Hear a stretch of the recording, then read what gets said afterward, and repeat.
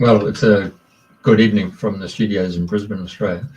Our guests are all the way from UK and Ireland today. So without further ado, I'll simply hand it over to Andrena.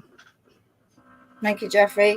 Good morning, good day. Welcome, everybody. If you're new to Dreaming the New Dream, and it's the 10th of April, 2025.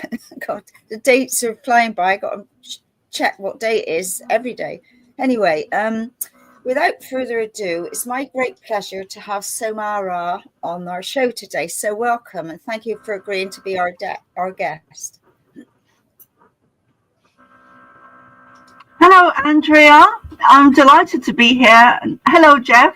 Thank you both for having me. I'm very much looking forward to connecting in.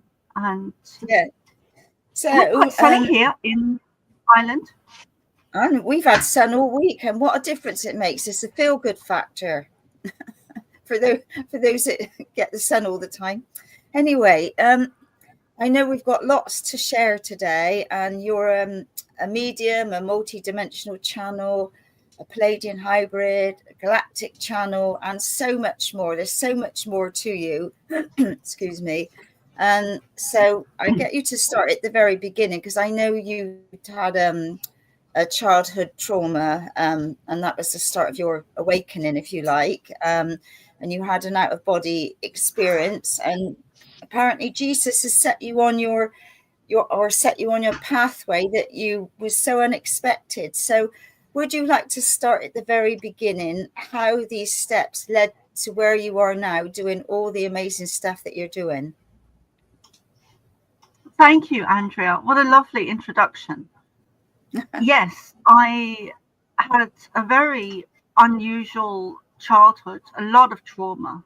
I was born in Namibia, but grew up in London, in Hackney, a very impoverished area, similar to the Bronx back in the 1980s. And I would have had a lot of trauma. Mum was an alcoholic, poverty, bullied at school, abused several times by various different men.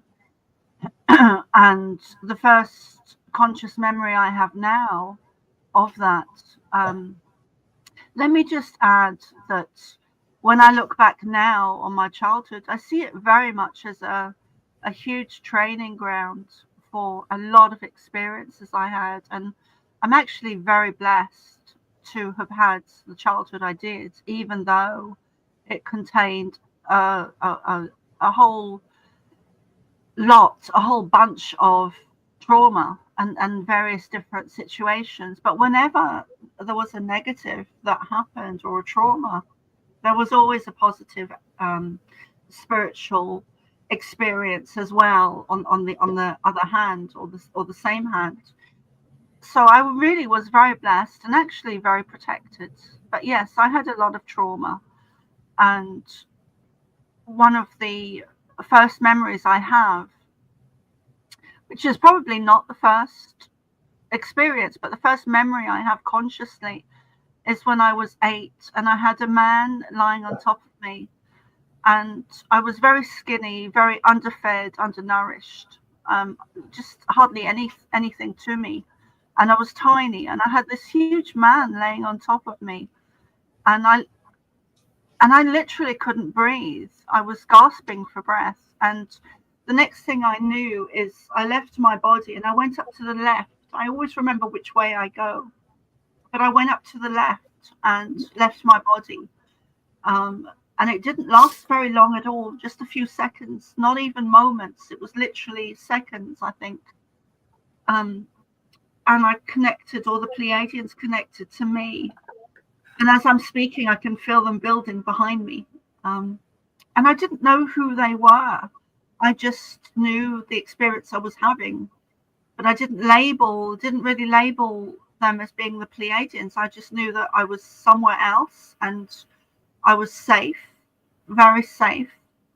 And they gave me a very short message, and it went something like, this will only last a few seconds and you'll be okay. You'll be back in your body. And there was a few that happened after that. When I came back into my body, I think I was still out of my body, because I could see in the hallway, which was in the other room, I could see my brother walking down the hallway, and then he came in the room and dragged the man off me. And then I could also see my mum in the hallway as well. So I must have been still out of my body to be able to see the hallway. And so that was my first experience. But I had several, more than several. I had hundreds of experiences.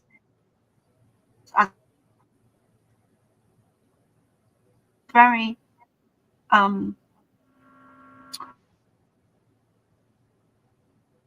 normal or ordinary. Yeah, and I'd always craved that. And then I went on to have another experience when I was 12, where again I left my body. I was deciding to commit suicide because I'd really had enough. I didn't want to be in my body. I didn't want to be there in that environment. You know, I'd gone through so much abuse by various different men, just one after the other.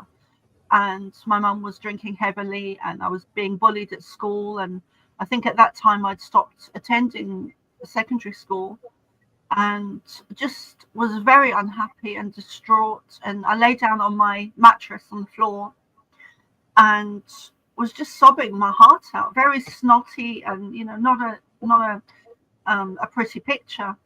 And then the next thing I knew, I went up and left my body again. And I went above the doorway on the right, above the door on the right. And I was looking down on my body. And it was a very long experience. About 3 or 4 hours I was gone at least. And Jesus came to me, clear as anything, and took me on a very long journey. And for about 3 or 4 hours, and showed me a lot of my karma at that age, and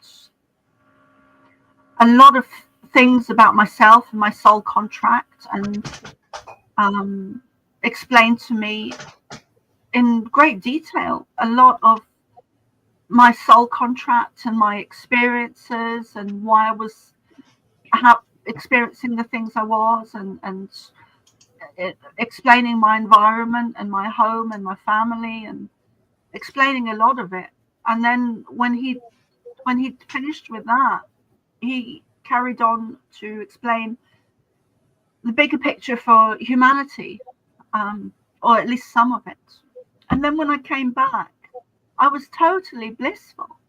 I'd gone from one extreme to the other in the space of 3 or 4 hours. And I always knew it was a real experience, if not just for that alone, having gone from the extremity of wanting to leave, and then being so blissful when I came back, which lasted about 3 or 4 weeks, and that gradually ebbed away. And I never spoke of it until at least 20 or 30 years later, perhaps 20 years later. I never told anyone of the most profound experience, you know, that I'd ever had, really. And it changed my whole outlook, my whole perspective of everything. I really was very different when I came back, and yet nothing else externally had changed. I was still in the same home, in the same school, in the same environment, with the same men around me. So, but everything internally had changed. I was looking from a very different perspective, and more as an observer than than a victim. Yeah, I guess. That's an incredible, amazing story.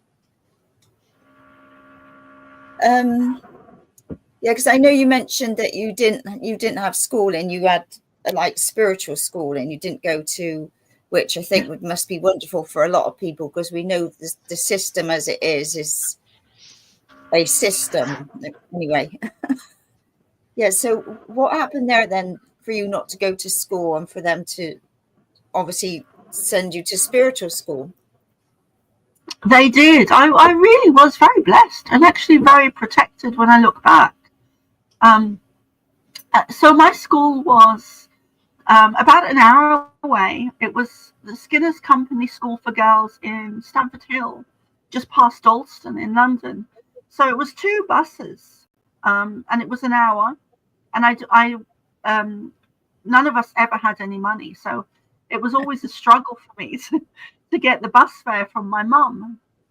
Believe it or not, she never handed it over willingly.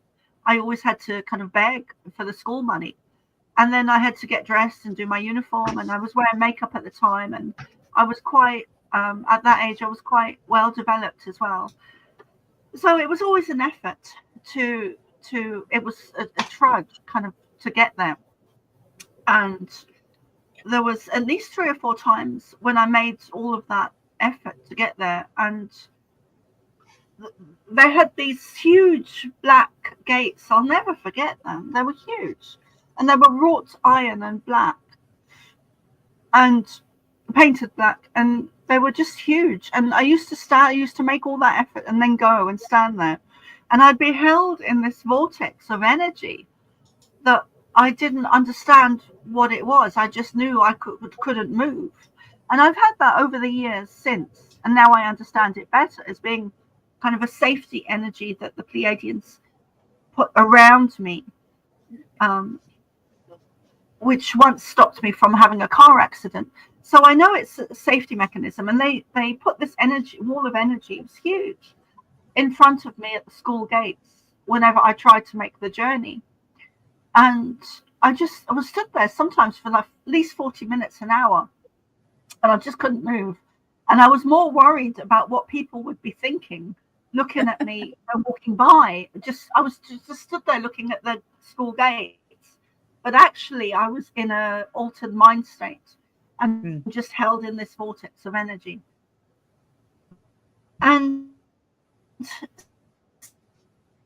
so eventually I'd forgotten that for so long. I'd always remembered going, making journey, but I got that they would put in place. And they actually said to me one day, I was asking them about it years later, and I was asking, what was that? And they said, well, we put a wall of energy in front of you. And word for word, it goes, because we stopped you from entering the school system because because you would have been lost to us. And they mean as a channel. So that was one of the reasons. That was the reason they did that.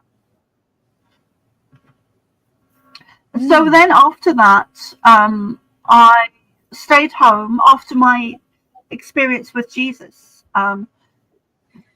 I stayed home, and I gave up trying to go to school, and because it just wasn't, it was such an effort to get there.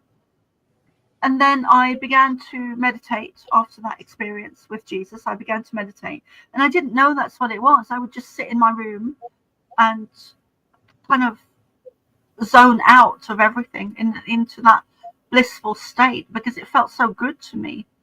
And I hadn't had very good experiences up until that age. So I would just sit and meditate, and then I decided to go and get all the books from the library, Hackney Wick Library. It was a very small library, but they had quite a few books on esoteric subjects, and I was an avid reader of those books. And I was reading Edgar Casey and Barbara Stokes, who was a famous medium in the UK back in the day, and similar books like that. So I would just between the age of 12 and 16, that's what I did. I meditated and read, and yeah. I can remember my And mum mum was a medium and a healer, and she used to have all the Doris Stokes books on her shelf, and Harry Edwards and all of them. You know, that's going back quite a few years now. Gosh. Yeah. Yeah, So she carry was on. old.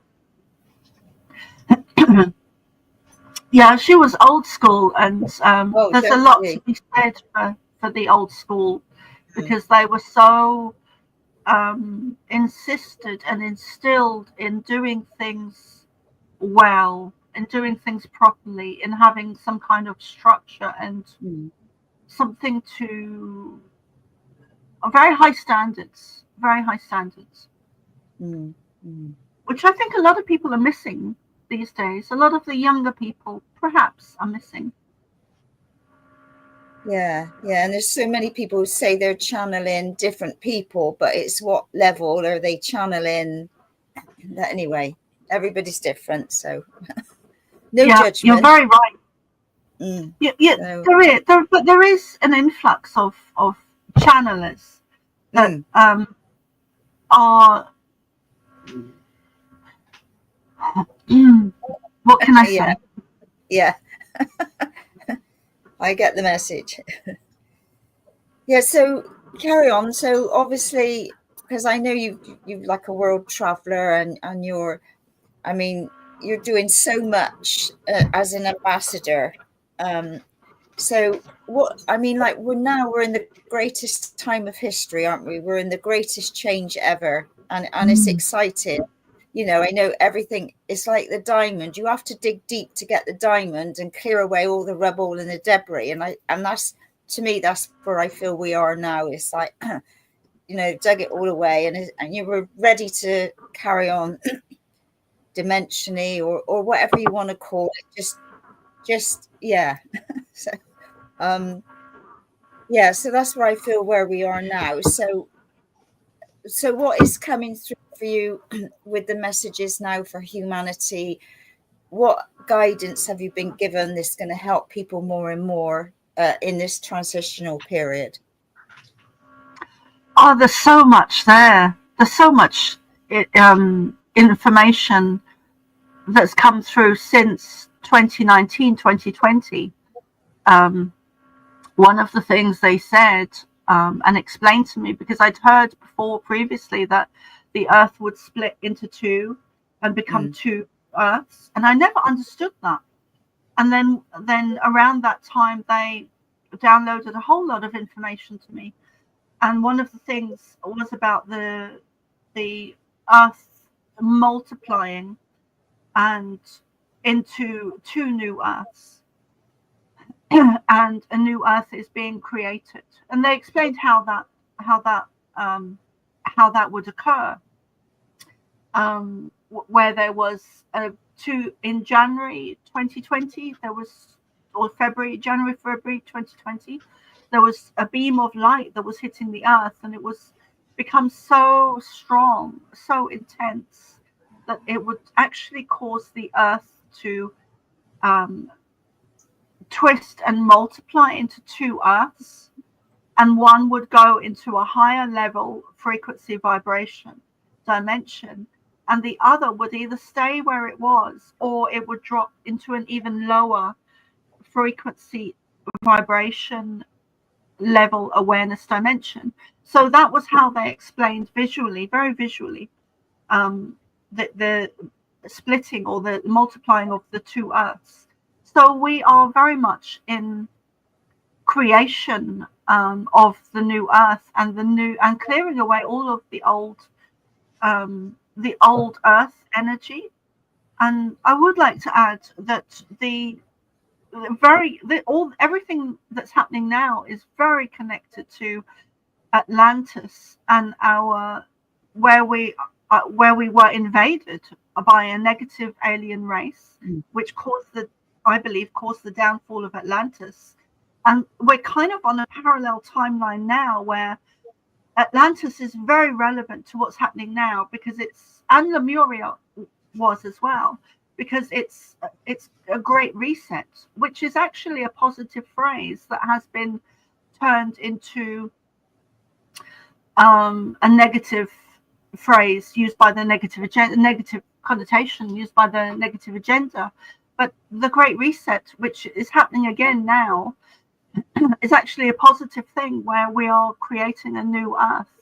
There was a contract that was drawn up at the downfall of Atlantis, which allowed the negative reptilian and other negative alien races to have control over the Earth and humanity. At least that's what I've been shown.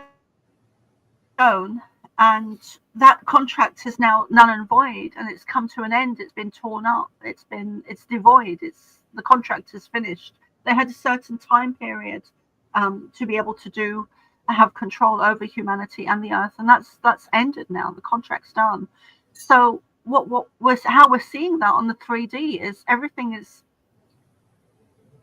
nothing is more evil than it used to be. It's just rather that we're seeing it now, and it's coming to the light in order for it to be cleared.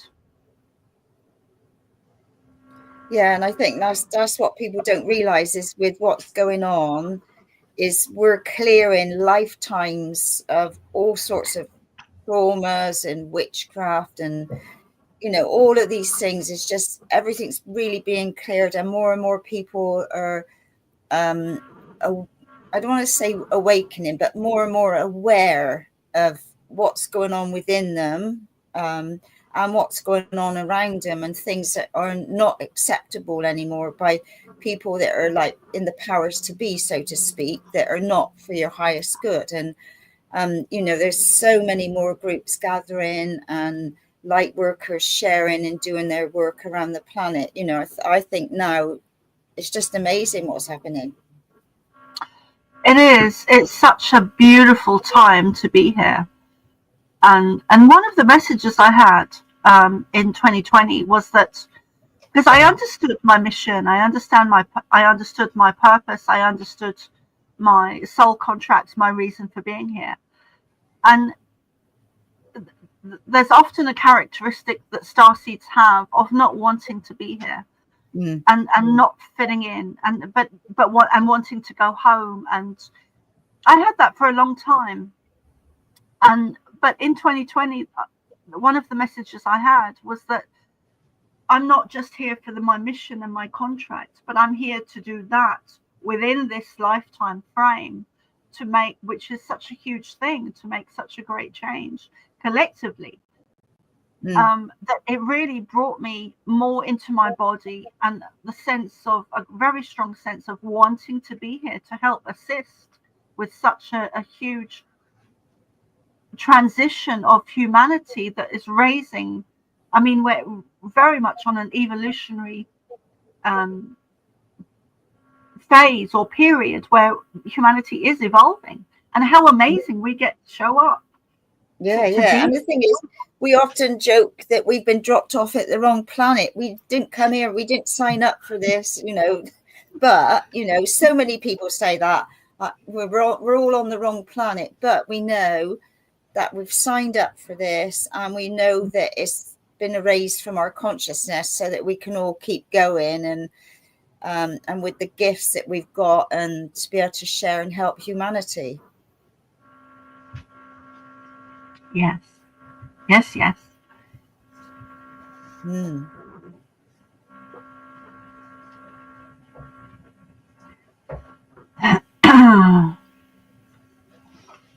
Would you like me to do a channeling?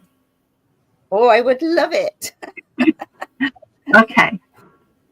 Thank you.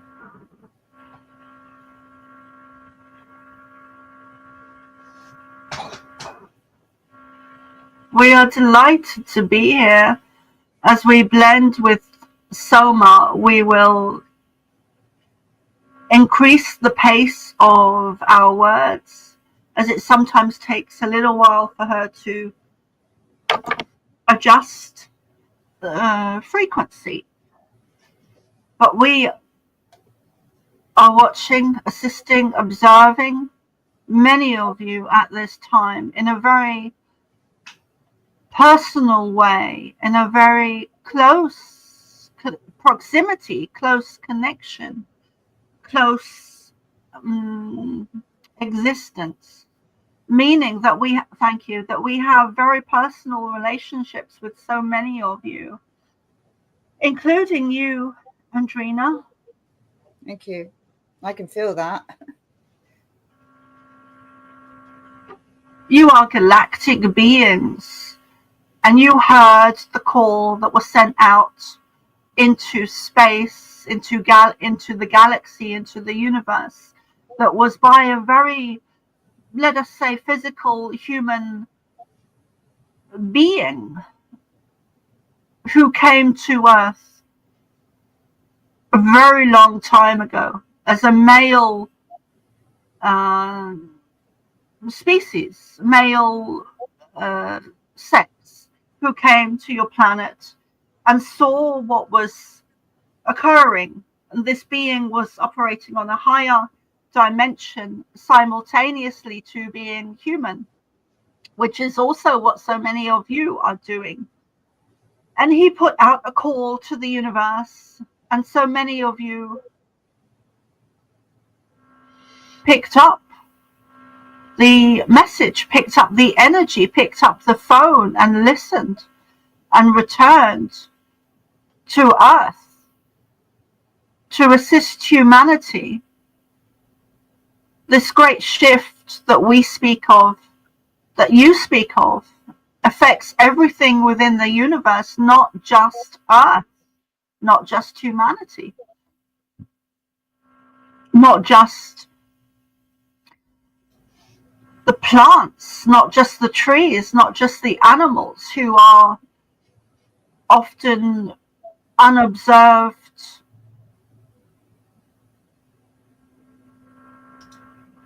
behaviors that have changed quite dramatically within the last 7, 10, 11 years.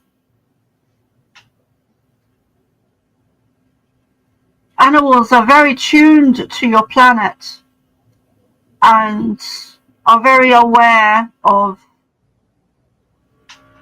changes in the atmosphere, changes in weather, changes in the ocean, those who live close by, in close proximity to the ocean. The animals are very attuned to nature and predominantly bad weather that is to come, and those that are attuned to animals are more aware of this when the animals change behavior. So we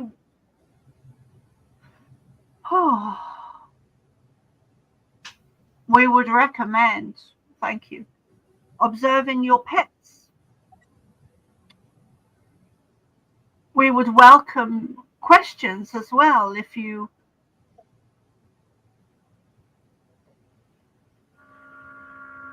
have any questions regarding anything, not just animals, but occurrences. Well, thank you for coming through and welcome. It's lovely to have you talking to us today. And I've heard about this, that when things really change, the animals will let you know, and that's when you will have some sort of inkling of a switch over or a changeover, if you like.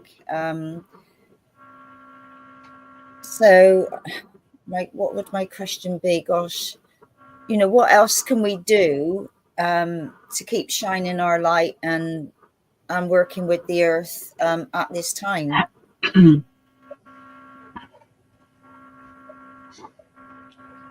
Fill yourselves with love.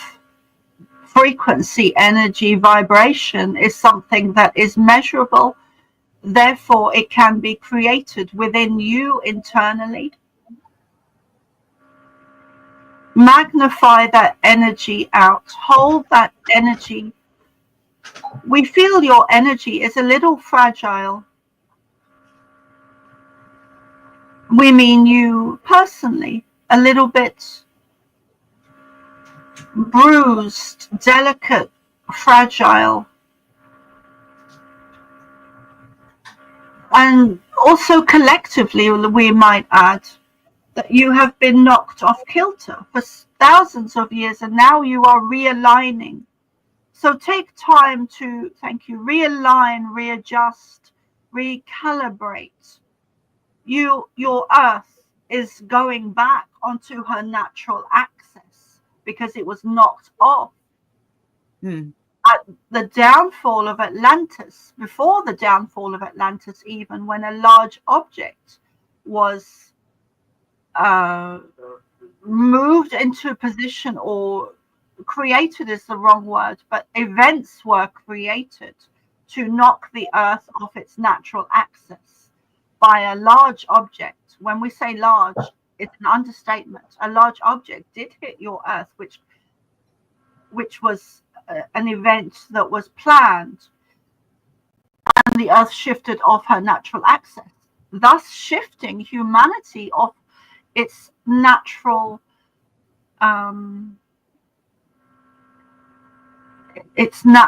way, its natural DNA, its natural energy, its natural abilities, its natural environment.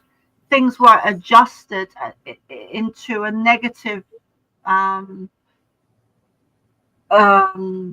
vortex or energy, so which caused humanity to misalign, and now the earth is shifting back onto her natural axis. You are evolving again. Your DNA is changing.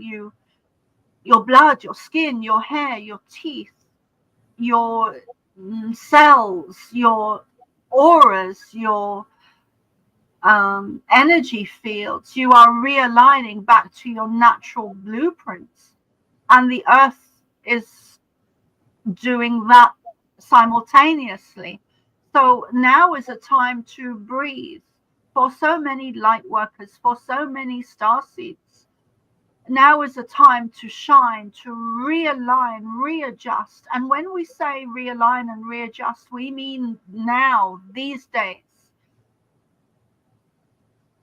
March, April, May, June, July.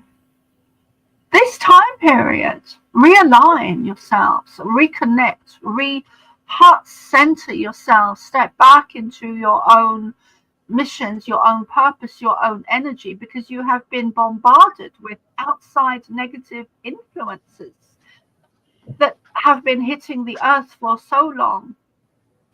Technology, poisons, chemicals, chemtrails, toxins in the air, the water, the soil around you, not to mention the technology through technology itself, meaning the laptops and computers and mobile phones, and all of that contain a negative energy within itself, which also contains a negative energy within itself, which is often targeted to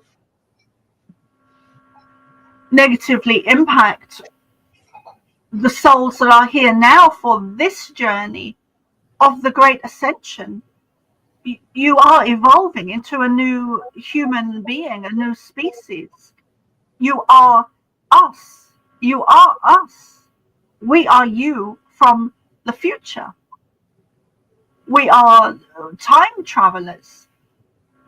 We are not just from a different star system, but we have abilities to and are able to move through the timelines, move through time itself. As we are speaking to you, we are also in Atlantis. We made mistakes in Atlantis with a certain contract that Soma was speaking of just now.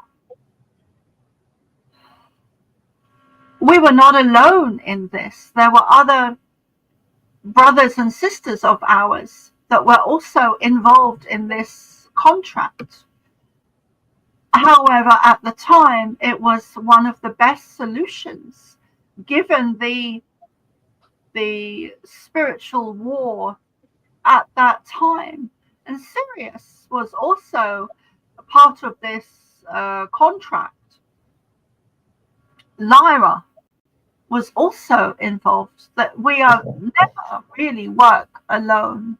We had great impact in Egypt, great structures we created using sound, which is now coming to light. We often is the wrong word, but there are times we predict events through this one known as Soma and others, where,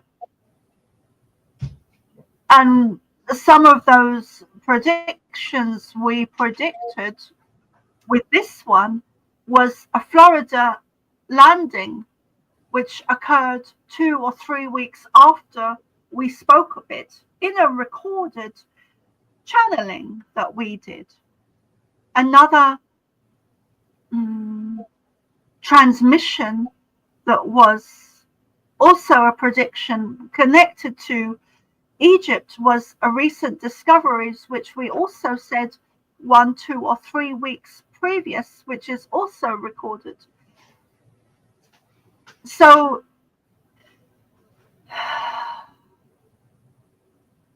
we have always been with you. As starseeds, you are not from Earth. You are more than you understand. And even those that understand, there is always more to experience, learn, and to understand. You are exceptional beings that are extraterrestrial as starseeds.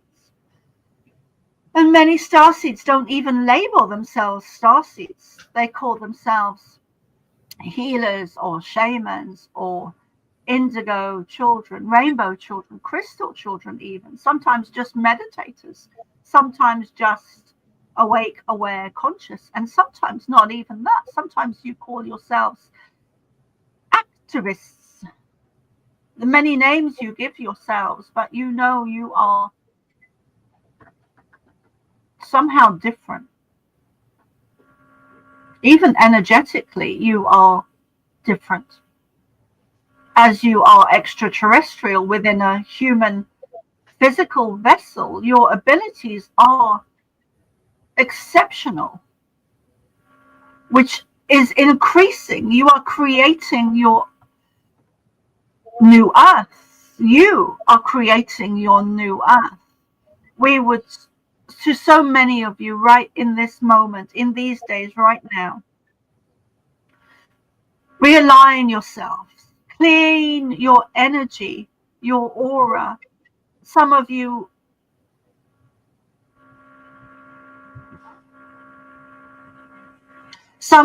would perhaps have had recent falls, and we would say that this was not an accident. This was a little bit more of a negative kind of targeting. And your energy needs to be protected. You Soma is being very careful with her words. But so many of you need protecting, realigning, readjusting, clearing that kind of negative debris that's in your, and we always include Soma, negative debris or little energies that feel out of alignment with you, because they are. So clear those energies away. Bring in the light. Clear your energies internally and your auras externally. Clear your houses, even if you do it physically. Have a good clean out. Bring in the light. You can visualize it. You can connect with us. We are not unobtainable, and neither is Jesus to anyone. There has been a great play within religion, where most especially within the Catholic religion, where people within that system have made intentionally made Jesus unobtainable, or the belief system that he is unobtainable, and he is not. He is connectable to every single one of you, as we are. We do not work with people exclusively. We are obtainable to everyone, as is Jesus, as was Jesus. You are divine beings. You are God's source itself. You have, many of you as starseeds have our blood, our DNA, which shows up as being rhesus negative often. You are galactic beings who, at the downfall of Atlantis, your connection was severed because with the galactics such as us, because your DNA was interfered with. It was changed. This is now proven by science through the likes of Greg Braden and many others. Some of those scientists would also work with Mary Rodwell or have connection to her now and in the past. So your science proves that your DNA was altered at a certain time in your history. It was changed by negative alien race. That is what happened. You did not come from monkeys or apes. It is absurd for us to hear that. Yeah, it does sound a bit funny, doesn't it, when you think about it? Yeah, I know when I went to Dublin, I know that a force, I when I fell over, I mean, I've not shared it, but I did fall over and I bruised my knees greatly. Still got some bumps, but anyway, I picked myself up and doing myself to get back. And I'm a great one for cleansing when I come back and decluttering. And I'm only got a small space, but I'm already got stuff that I've put out to shift. So yeah, so for most people, then it's realigning, and this is things I say to, but in Ireland, I don't know whether I do protect myself most of the time, with an intention every day. And I don't know whether on that day, I don't know, because we went to so many sacred sites. I don't know, but yeah. So I suppose, do we need to protect our auras more times throughout the day rather than, excuse me, once at the beginning? Or what would you say to people?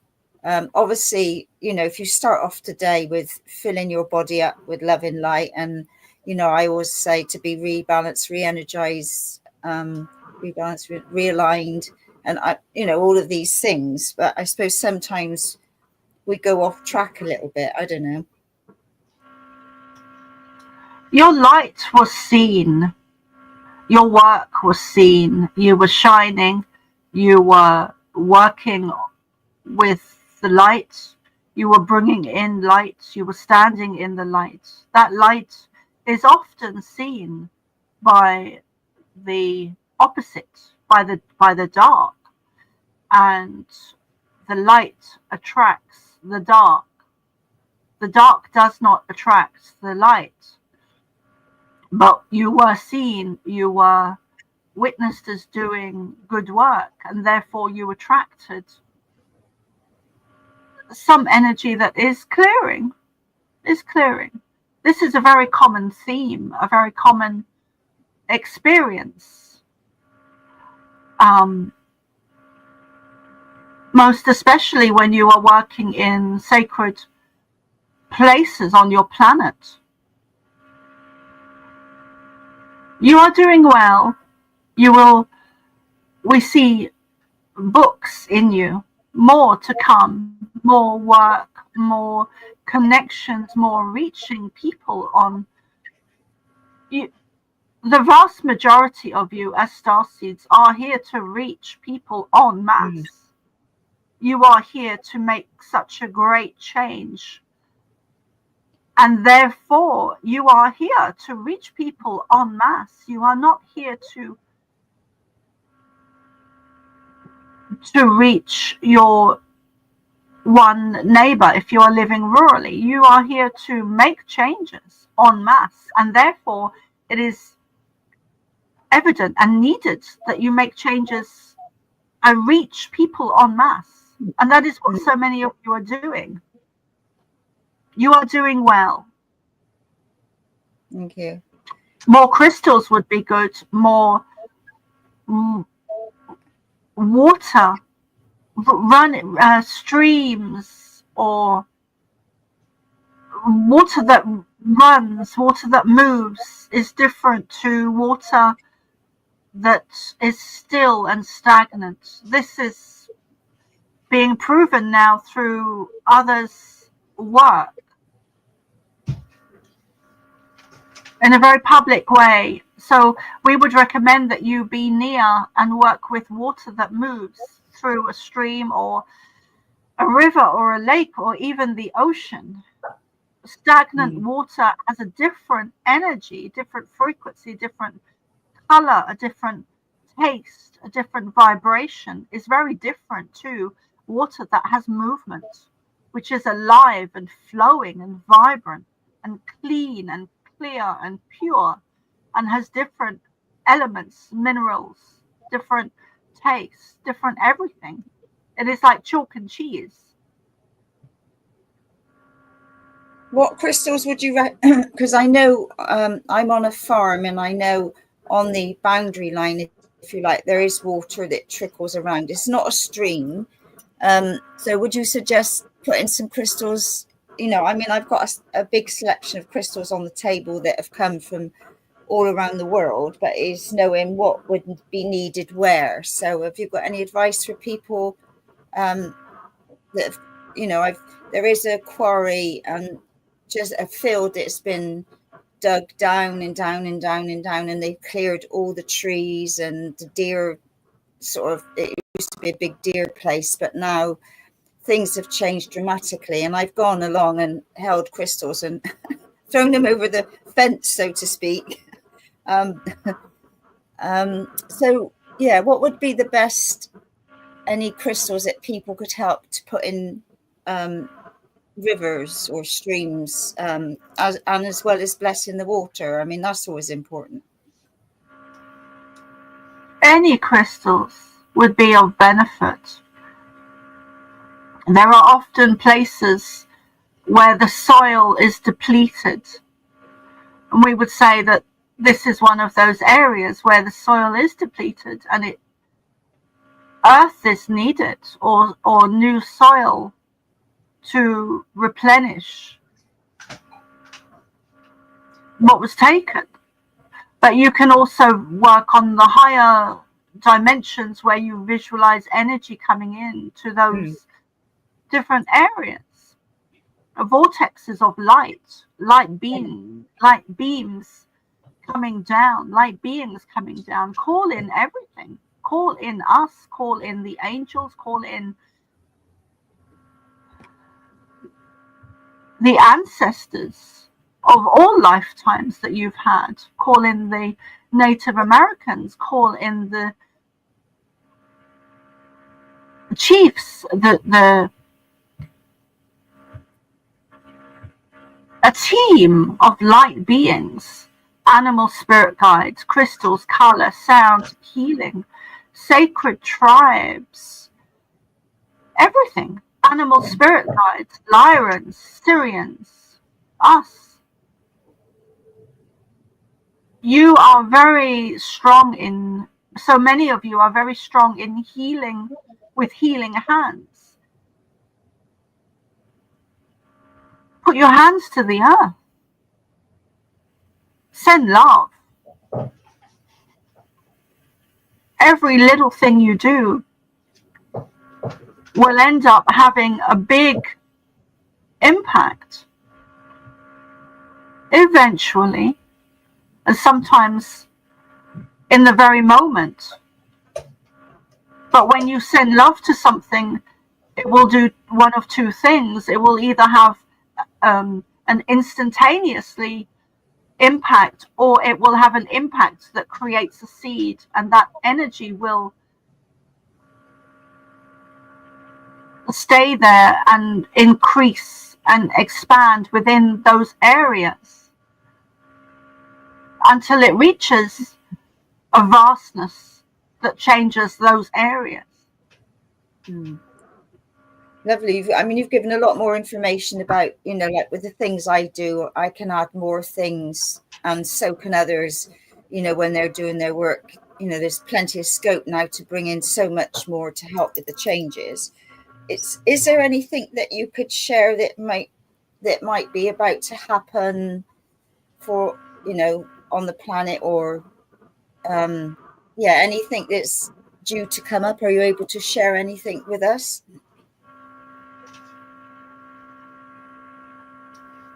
You are divinely led.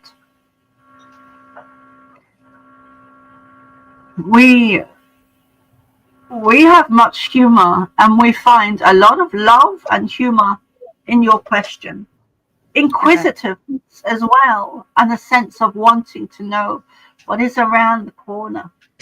We see you peeking around the corner to look, which indicates to Soma that you have your own premonitions and perceptive energy abilities, rather, where you do peek into the distance, into the future.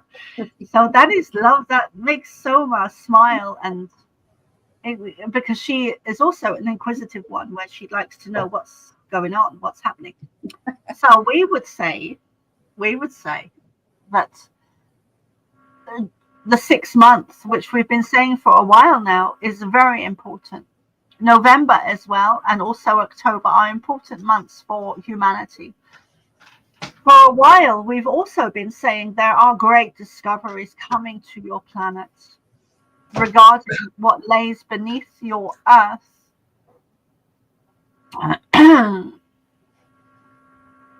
A million discoveries. Everything is falling away and rising to the surface. Everything that was lost to you: structures, symbols, language, sound, frequency, vibration, physical objects, structures,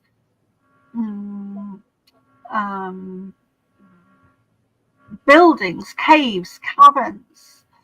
There is a multitude. There are thousands and thousands of new discoveries that have started to appear on your planet as being lost and rediscovered. However, these are not really rediscoveries, rather they are releasements of information and structures and knowledge and previous history that has been hidden by certain agendas and groups or families that do not have your best interests at heart. There are many myths within your cultures that are actually true. There were such things as giants on your planet. There were many things on your planet that are now believed to have been myths. These will be rediscovered or re-released information, such as giants, large trees. Everything was much larger at one point in your history, in a certain time period. The trees were larger, the plants were larger, you were larger.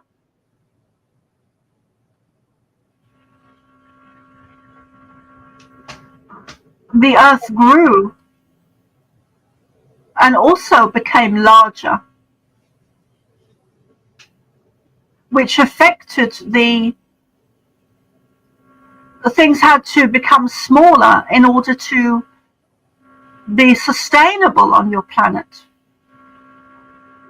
So with predictions, the June is important. Money will change. Money will change. Your monetary system is changing. this will most likely be the last system to change, because it is the system that governs all other systems. So it is the source, or it is a main system that runs all other systems on your planet. This was created and designed intentionally in a negative way to be used by a negative agenda, to be used in a negative way to control. Money is not really needed on your planet. However, in your current system, it is. This current system is changing rapidly within the next 2, 3, 4 years. Many predicted that this monetary system would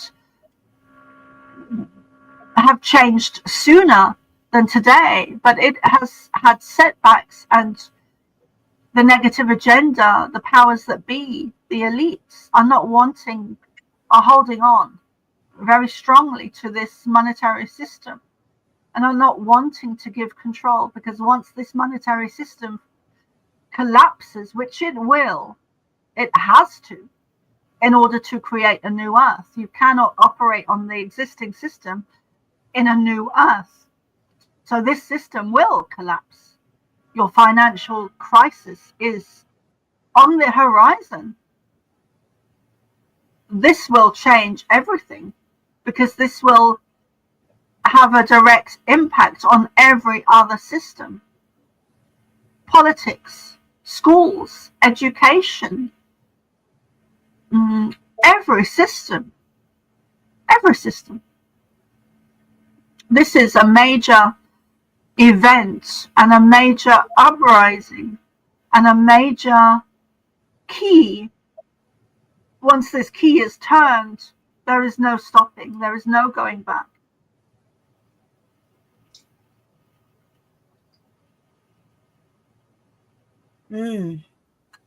Wow.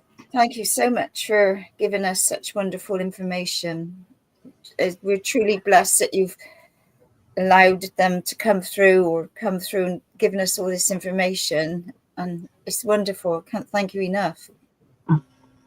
And for all the tips and hints that, will help all of us to be able to do more things to help the planet at this time. Thank you. So thank you, lovely. So tell me, when you're channeling, have you like stepped aside and you're conscious of all what's being said, or are you somewhere else while the words are flowing through? Because each person works differently. I really step aside and let them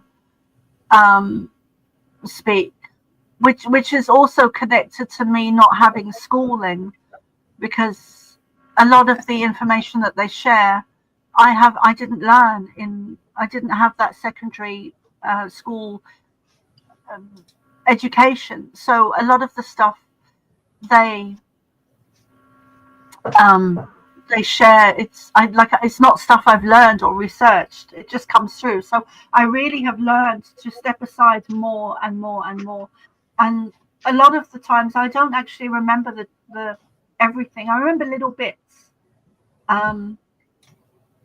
But and they always fill me with they have such a strong presence of love. It's love times 1,000. And it's just so beautiful. Sometimes it makes me cry, and I'm getting emotional now. And it's just such a beautiful thing to be able to do. And I learned, and it's very connected to a lot of my childhood experiences. It really was a huge training ground for me, and I think many others are the same. When they have a lot of trauma like that, because trauma, it releases an excess of DMT in the brain, which is a chemical that causes an excess of psychic abilities. It's a doorway. It opens up psychic abilities. It opens access. It's an access point to experience the non-physical. Mm. Mm.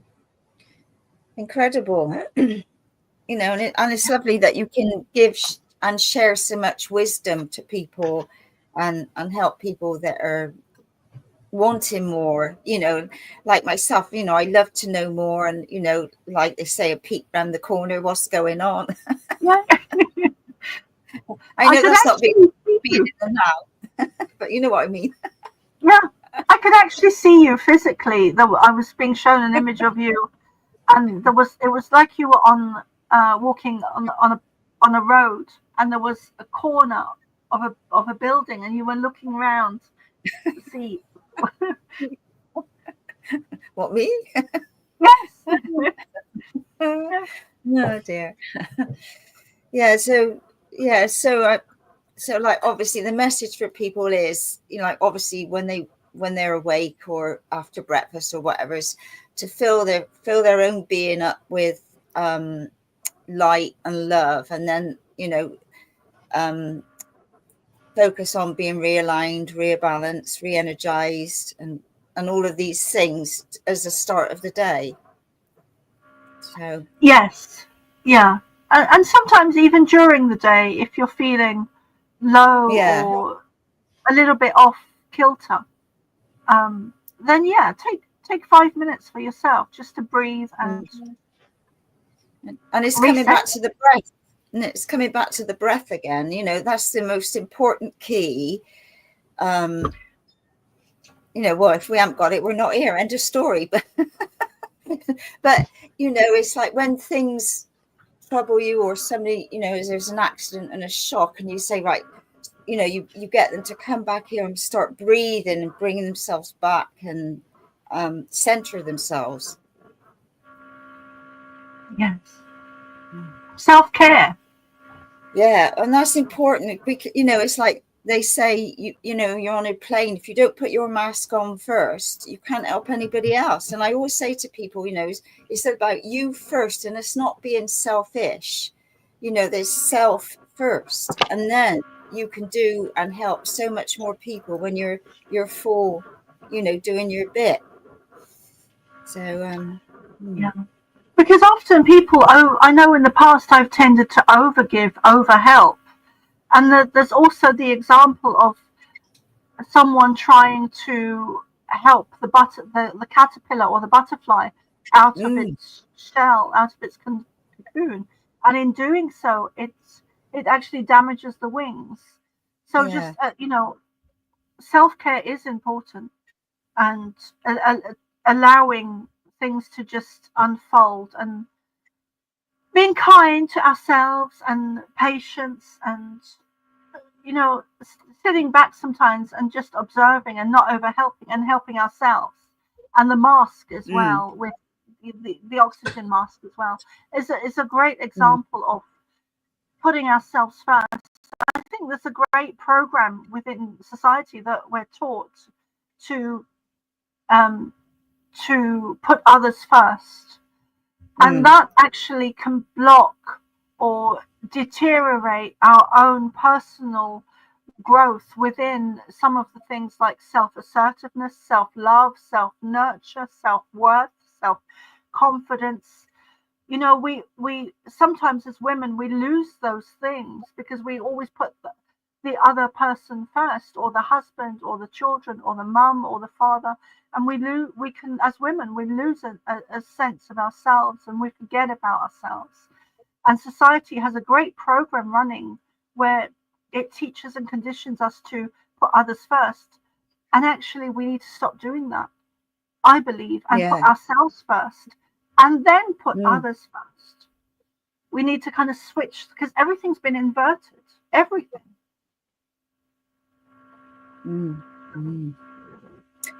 Yeah, exciting times, eh? And even though on some days it doesn't feel like it, I think, oh my God. Right. So is there anything else you'd like to share today? Because I mean, you know, I don't know what your time frame is, but if there's anything else you'd like to share on anything, on any level, you're more than welcome. my message would be just to realign, to step into love. I mean, it is literally a frequency that we can all create within our daily lives right now by listening to a piece of music or going and talking to nature. I often talk to trees and finding your bliss. And yes, yeah. We talk to the birds and I don't worry anymore. I think, oh well, because now people don't know whether you're talking to yourself or whether you've got a bit, an earpiece in and you're talking to somebody on there. So who knows? I always do it silently, but I do hug trees. Oh, I so I kind of look odd anyway. Yeah. I have a funny story to share with you about that. So at the time when COVID kicked off, I had a lot of anxiety around it, and I hadn't channeled the Pleiadians for a while. And so I went out into my garden and I channeled them. I had a huge garden in the UK at the time, and there were beautiful trees out there. So I went and I was meditating with a tree, and I had my forehead on the tree, and I bowed to the tree, which I do, and I had my arms around the tree, and I was just meditating and talking to the tree. And I'm very psychic and very aware of energy around me, and I see things before psychically or with my eyes closed before I physically see them. So I was doing this practice, and in my mind's eye I could see two policemen. And I could actually see them from a distance walking down, and I didn't want to pay any attention to them. I wanted to talk to the tree, so I was doing that, and then I could feel their energy beaming at me, and then they were stood there for about 2 minutes, and eventually one of them said, "Are you okay?" I love it. Yeah, so I opened. At which point I had to open my eyes and acknowledge them, And I said, "Yes, I'm just meditating." And she kind of smiled at me and nodded at me and kind of understood, And then she was very nice and walked off. But yeah. Oh dear, yeah. Oh, yeah, lovely. Go on. I was just going to add that I also do personal readings. If anyone would like one, you can check me out on Soma ARah.love and Facebook as well. Lovely. All right. Lovely. I'm sorry, Andrena. No, it's okay. I know you're on Substack, and we don't know anything, because I said to Jeff, "What do you know about Substack?" And we don't know very little. I mean, I've signed up, but I haven't got a clue. It's really amazing. You have to check it out. It's really amazing. It's a great platform to be on, with very little censorship that I can have seen at all. That makes a nice change. We're not in the naughty corner. Yes. No. Yeah. I also have groups, weekly groups that I run, predominantly for starseeds, but anyone can join, and it's free by donation. If you can give, then please do. But I always say, if you can't, it's fine. I'd rather you be there. So those are on Saturday, 7 p.m. Irish time, Sunday, 3 p.m. Irish time, and they're free for everyone to join. And all the details are on my Substack, or you can email me at thepleiadianchild@hotmail.com. Yeah. Wonderful. Well, you've been an absolute delight, and you've shared so much wonderful information that we can all take on board and do even more now than what we've been doing before. So an absolute delight. I've really enjoyed the conversation. Jeffrey. Yeah, very good. Thank you. Okay, well, thank you everybody for tuning in this week.